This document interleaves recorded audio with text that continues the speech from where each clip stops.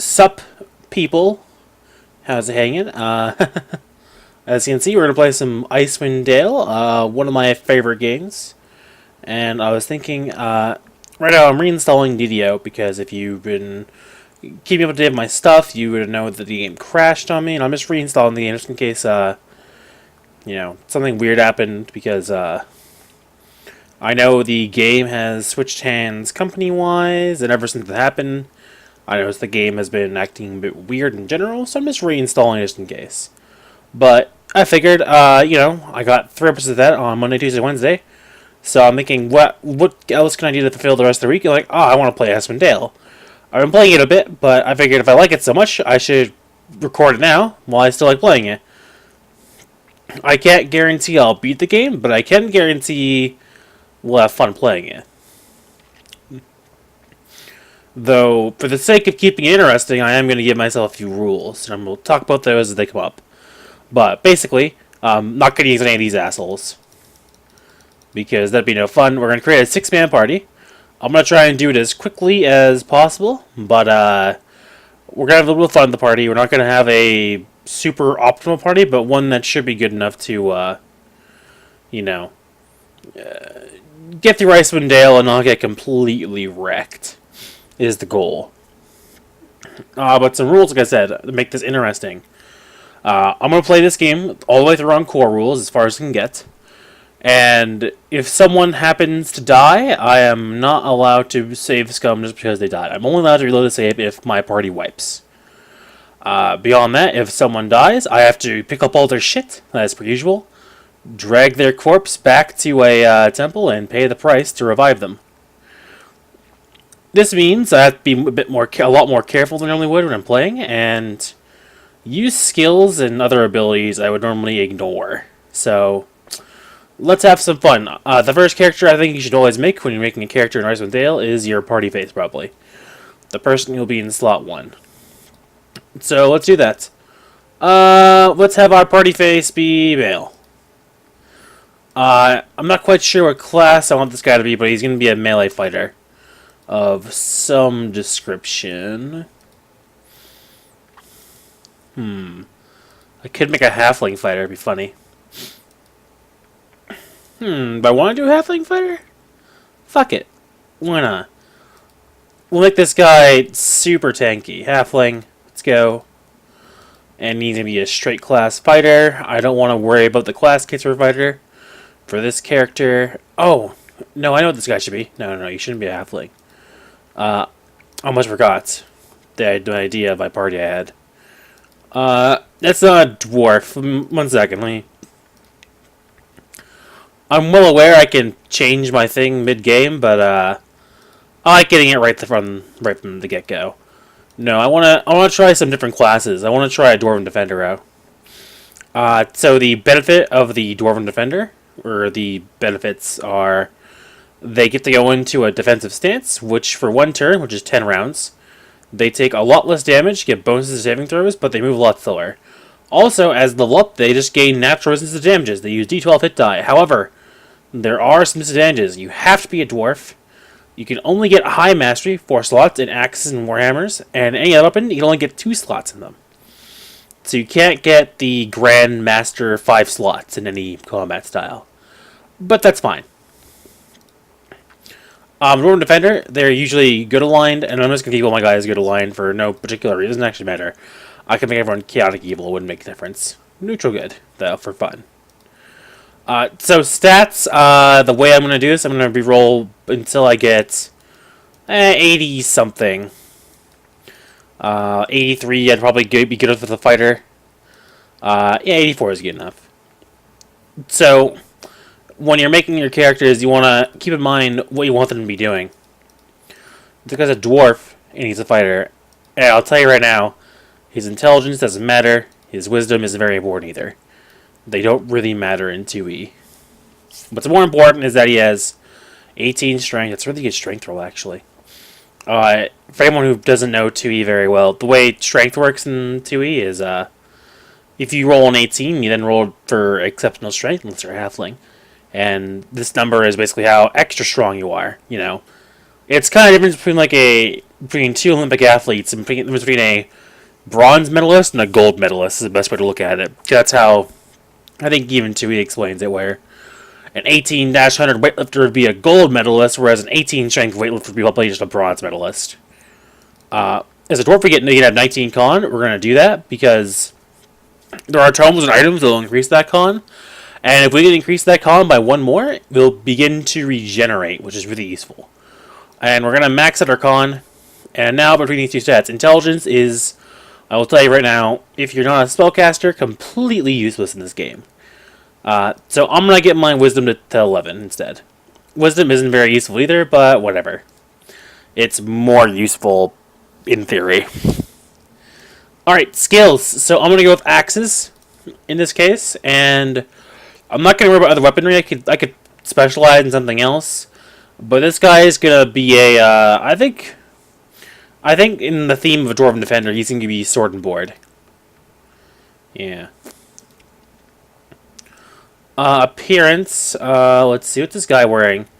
He's wearing like a steel and brown, it looks like. I'm weird. I like matching the token colors with their character usually. And he has brown hair. Yeah, there we go. I don't worry about skin tone usually.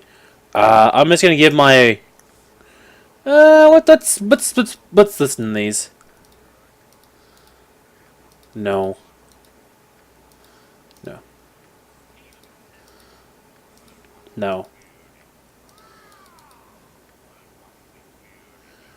That's pretty good. Yeah, I'm going with that one. This guy will be named, I'm going to call him Guldrin Axebearer. Yeah, that's a pretty good dwarf name. I like it. Cool. We have our party face. He has 16 charisma. He's probably good enough. I might end up making a character of 18 charisma, and we'll see. We'll see how the stats go. Let's make a cleric, though. We'll make our cleric female. Let's see which one of these I like the most right now. I know which one I like. I know which one I like, actually. I like, this one. This is the one they use for the bard, but I don't know. Bards don't really use maces, in my opinion. They're more of like a crossbowy, you know, sword kind of person. Not like, mace is kind of weird. I could pick any race I want to. Let's go with human. It's obviously a human. Class, cleric. I'm not going to multi-class or go fighter cleric or anything. Let's see. What kind of cleric do I want to be? I could go Priest of Talos and shoot lightning bolts. I never go Priest of Talos. Could be fun. What does Helm get? They get the Seeking Sword, which is useful. Yeah, it's really good for killing some of the early game monsters that can only be killed by magic weaponry. The Priest of Lathander I usually go with because you fight a lot of undead in Icewind Dale. And the Hold Undead spell is very useful. And the Boon of Lathander is also quite useful. What's Tyr get? He gets Exaltation, Divine Favor. I don't know what Exaltation does. It doesn't tell me here. Divine Favor. Better at smashing things, okay. And Tempos. Holy Power and Chaos of Battle.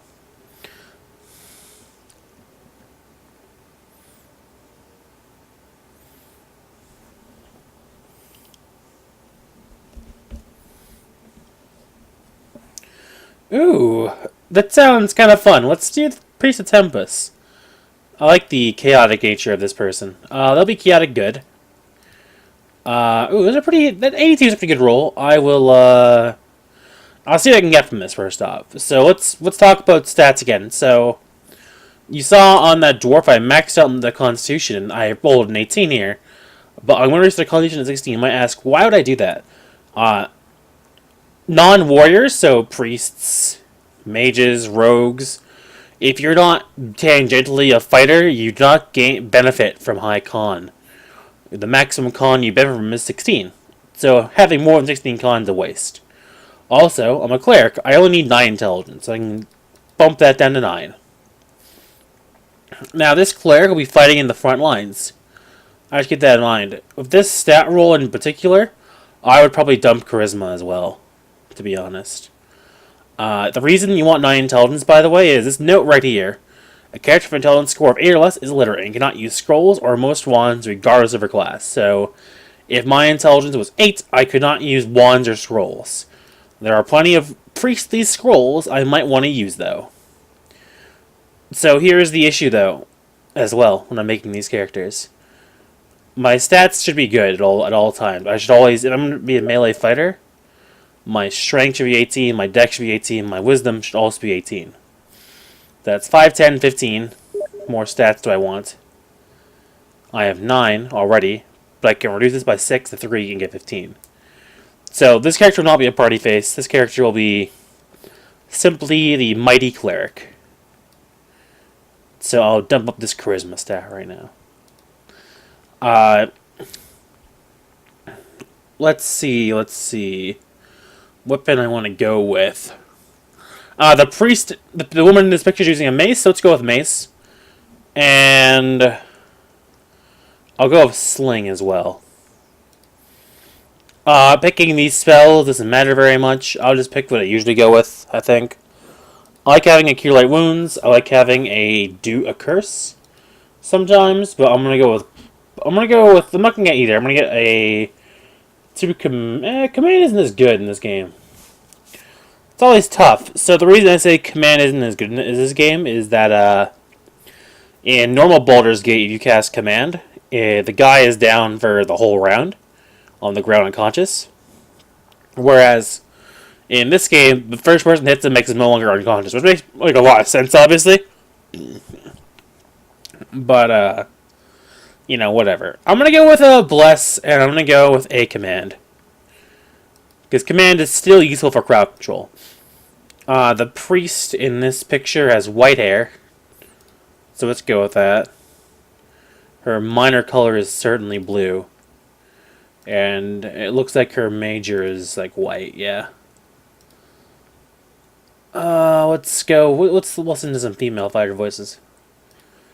No. Maybe. Yeah, I like that one. Let's go with that one. I'll call this lady,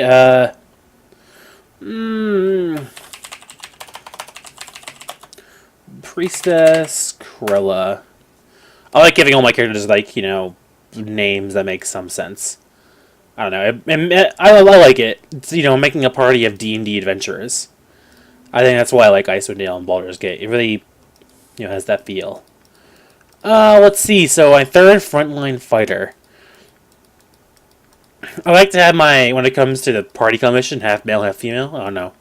It just to keep variety and such. Do I want to have 2 female people in the front line or just 1? Talk about it. So if you are thinking, you are not it. Okay. I said not it, so not in the net. So yeah, let's go female.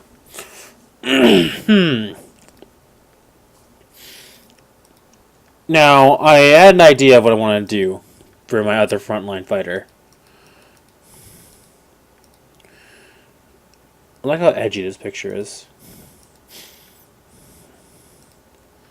And I'm just gonna check something really quick here. I don't remember if I can do. I think I gotta be human for this though. So just give me a moment to just check. Yeah, okay. So I gotta be human, which means I probably shouldn't use that picture. That's not a human. Sorry. I'm anal about this. It's gotta be a human. Yeah, that's pretty good. Human. This character will be a monk. Normally, I don't play with a monk because monks are... Here's the issue with monks. I'll tell you right now why I'm kind of meh towards monks. Early game, monks are a liability, and they're not going to be doing any fighting early on. They're going to be doing a lot of running around in circles, doing nothing. Though, very quickly in the mid-game, they become really good. So, I don't want to play the monk. I don't usually do it. I'm going to go with a Sun Soul Monk. Reason being is because they get their abilities, they get their place at their other class abilities are really useful. And they deal crazy bonus damage to undead, and you fight a lot of undead. Like this Sun Soul Ray will be used a lot in the other game. I have to be lawful good. Now, for the monk, I'm going to need to have pretty high stats, to be honest. Now, you might think that monk is a warrior, but you'd be actually wrong in this game. I don't know why, but apparently the monk is he's considered a cleric. Now, wisdom is not actually important at all for this character. Neither is intelligence, because they can't use scrolls. I'm going to want 18 dex, I'm going to want 18 strength, and I'm going to give 18 charisma, and I'll put the rest back into wisdom. 16 con is the most I'll benefit from, so that's why it's just 16, because although you would assume a monk is a fighter, again, the game says otherwise. I think it's dumb, but whatever. Now for skills, weaponry, what we're going to be using. If you want to play a monk, I'd highly recommend, no matter what you want to do, putting a point in single weapon style, because it gives you a -1 bonus to AC. Remember, this game uses negative AC like in 2E, so those -1 bonuses to AC are good bonuses. And then when it comes to weapon, pick whatever you want. I usually go with Scimitar, Wakizashi, Ninjato, to be honest. They're cheap, it's 3 weapons in 1, and it's good. I'll probably put a point in Katana later on, because I'm a monk. And I know we're going to get an easy +1 Katana really early on, and they're good. They're good weapons, though eventually as a monk I will not be using weapon at all. Or I probably won't anyways. And then for the appearance, I'm gonna break my rule. I'm gonna give this person black hair, like in the picture. But I like this. I like the ninja, like not ninja, the monk default colors for the Sun Soul monk.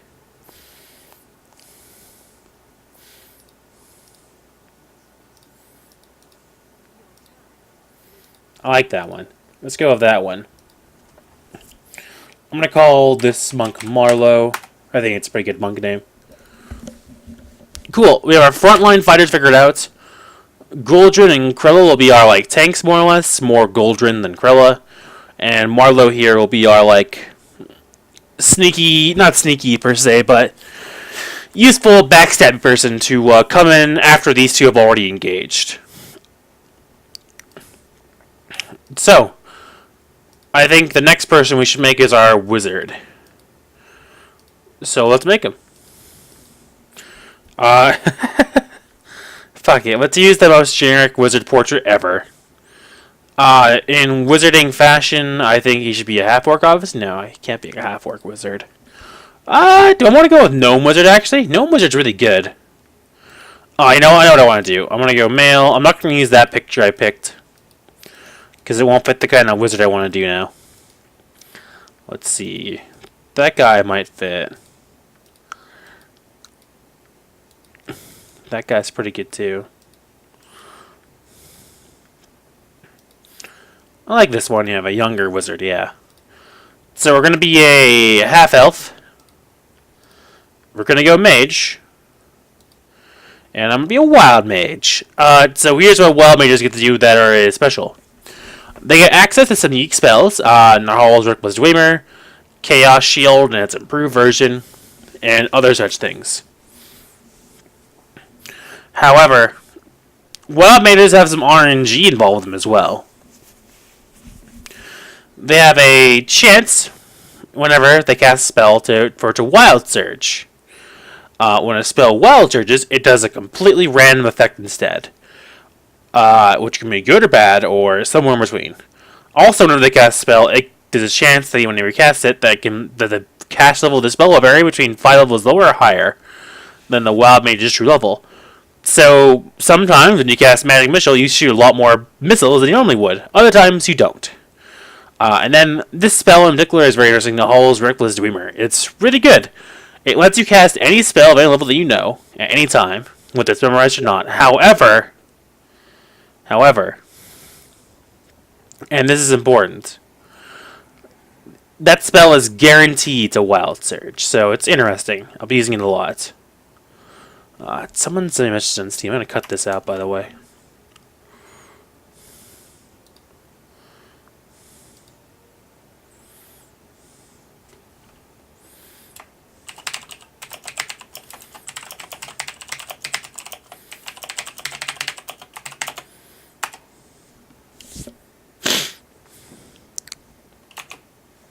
Okay. Cool. This guy is K-Doc neutral, I think. He's a wild man, doesn't give a shit.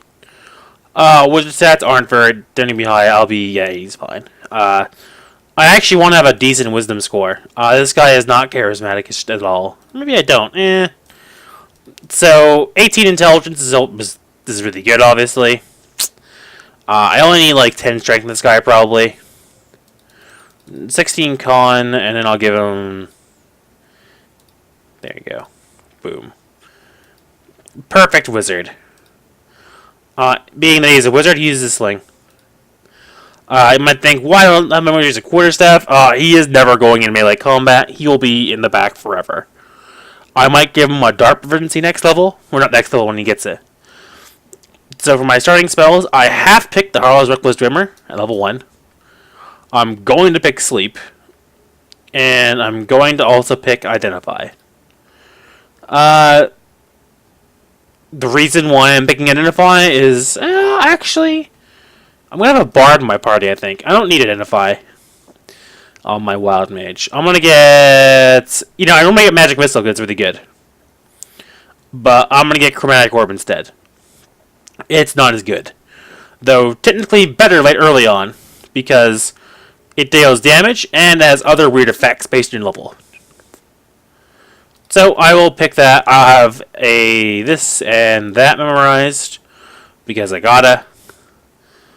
Man, those robes look fucking badass. Deal.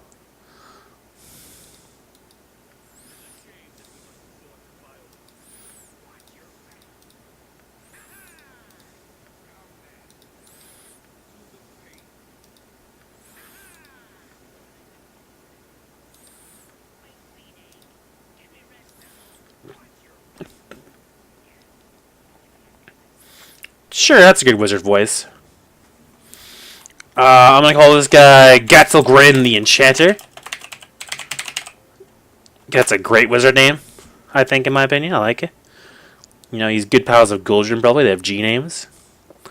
I said I was gonna make a bard. Let's make a bard.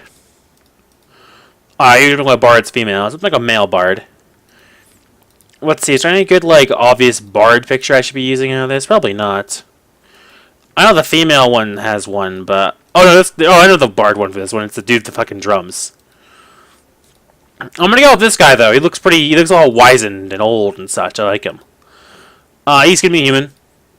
And he is gonna be a bard. So I'm gonna go through these class kits real quick and tell you why I hate all of them. And I think they're all bad, with the exception of the Jester. Well, I didn't hit the Jester too. So Blade isn't actually that terrible. But the issue of Blade is, so they're not able to pickpocket as well. It doesn't actually matter. It's the lore value I like on bards. And the whole bard song thing is actually completely useless for the most part. If you're sitting around singing your bard song, you're probably wasting your time. You're better off for your bard to be attacking. You'll be wrong, though. I don't know, bard song Icewind Dale is a lot better than it usually is. I don't know. Maybe I'll try using bard song some more in this character. Either way, I won't be a Blade, because Blades are melee bards. They're really good, still, for melee. They're offensive and defensive spins. They're fun. I like them, but not for this kind of campaign. The Jester debuffed the enemy team with this bard song. Beyond that, he has no real disadvantages. And the Skald has different bard songs, though they are essentially just buffs on the first one you get, which is the Ballad of Three Heroes. So, yeah. Let's try and play the bard song a bit. As I said, I want to try and use abilities that you normally use. He's a bard, but he's a good-hearted old man. We want okay stats for our bard. 86 is probably okay enough. Okay. I want 12 strength. Let's make a less optimal character here, because I don't want to reroll all day. Okay, this is fine.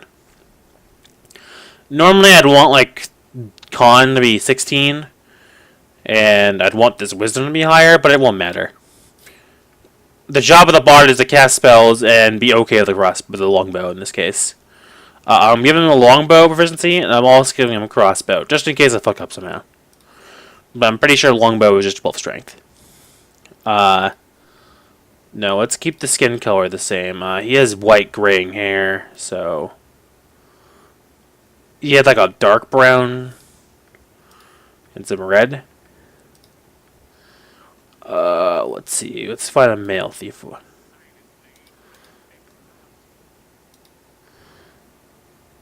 Yeah, sure, and his name is,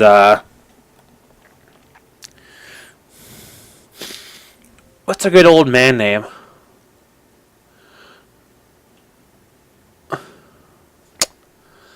Thinking of good old man names. What would I call an old bard?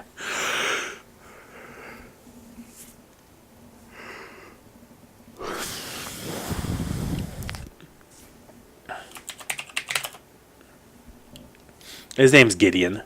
That's a good old man name. Cool. And our last character, our thief. In the effort of staying equally gendered, they'll be female. And I will go with the edgiest one. I'm going to go with an elven thief, because elves make great thieves. And we're a thief. There are plenty of thief kits, and they're all okay. In fact, I like all of them but the Shadow Dancer. My issue with the Shadow Dancer is that Shadow Step is pretty much useless. They have worse backstabs, but I honestly don't use backstabs much at all. But I suppose the Shadow Step could be useful for positioning purposes or for scouting.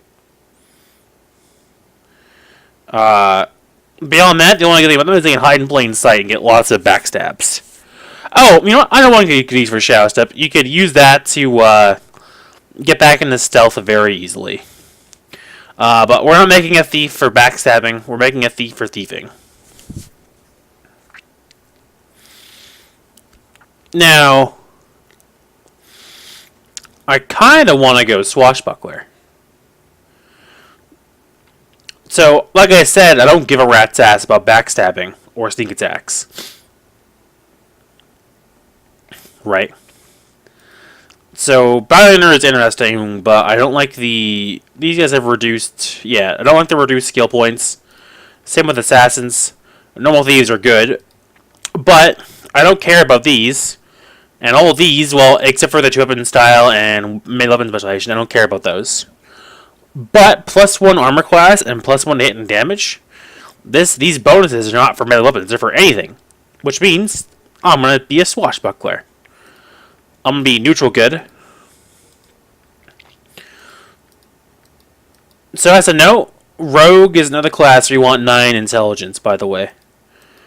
Simply because they can use wands and magic missiles and stuff. Which makes them very good for doing annoying wizard stuff. So let's get rid of wisdom, it's not important. Let's reduce their intelligence to 9. Elves could have 19 dexterity. Let's give myself 18 strength for a good reason, not no good reason. The reason I like giving my thieves 18 strength is because when I'm opening locks and setting off and disarming traps, I like to loot the thief. So it's nice to have a high carry capacity.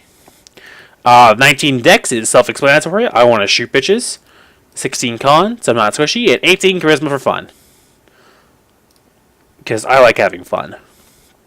Alright, so unfortunately, as much as I want to just put low points and set traps early on, I really can't. Find traps and open locks are honestly the two best that you have to get to 100 as quickly as possible. I'm going to get this one up to 40. I'm going to get this one up to 40 as well. The reason these are important is because good loot hides behind open locks. And there are some traps you don't want to step into. Open lock is probably more important than find traps in this particular game, because disarming traps does not garner you any experience. It simply prevents you from stepping into traps. And there are some traps later on in the game that are really annoying. But early on, traps aren't actually scary. I also want to be setting traps later on, because setting traps is useful. Now, yeah, okay, cool, whatever. We're gonna go, short bow. We're going short bow because it's an elf, we get a +1 to short bowing things, and we're gonna go, longsword. I will specialize in longsword next time I get a proficiency slot, probably. The clothing was dark purple and, like, light purple, so let's go with that. And perfect.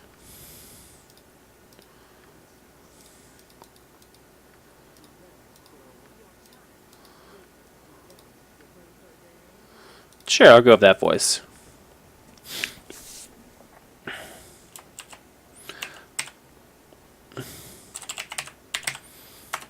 Taylor, pretty good elf name. Perfect. Our party is complete. We have a full party of adventurers. Let's play.